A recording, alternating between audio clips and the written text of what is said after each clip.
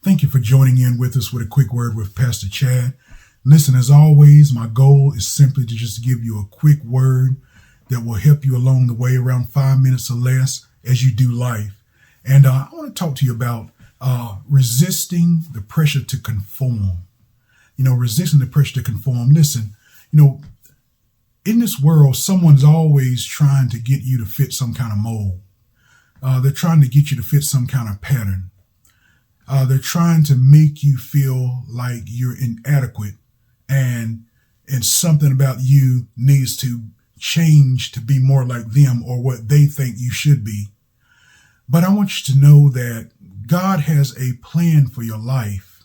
God has a purpose for your life, and it's almost always in direct contrast with what the world would have in store for your life or plan for your life. And I want to share a scripture with you real quick. Romans chapter 12, verses 1 and 2.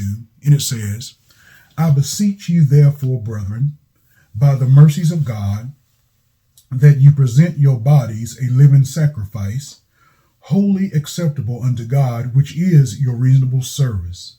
And be not conformed to this world, but be ye transformed by the renewing of your mind, that you may prove what is that good and acceptable and perfect will of God. Resisting the pressure to conform. The Apostle Paul here says one or two things is going to happen in your life. You're either going to conform or transform. And he says, be not conformed to this world. That word conformed means literally to be shaped or molded, to be pressed into a shape. And so, what he's saying here is the world has a system that wants you to be pressed into a pattern or a mold. And he says, if you allow the world, it's going to cause you to be somebody you're really not, to force you to try to be somebody else. But he said, there's another option. Don't be conformed. Don't be pressed into a mold, but be transformed by the renewing of your mind. Notice the second option. The second option is, instead of conforming, transform.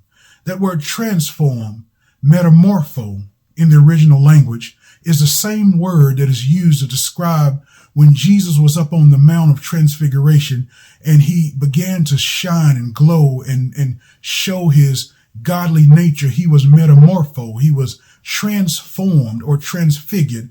And the Apostle Paul is saying, don't allow the world to press you into a mold, to press you into a pattern, to make you be somebody you're not, but rather choose to be transformed. Rather choose to transform into what God would have you to be. Resist the pressure of the world and allow God to renew your mind.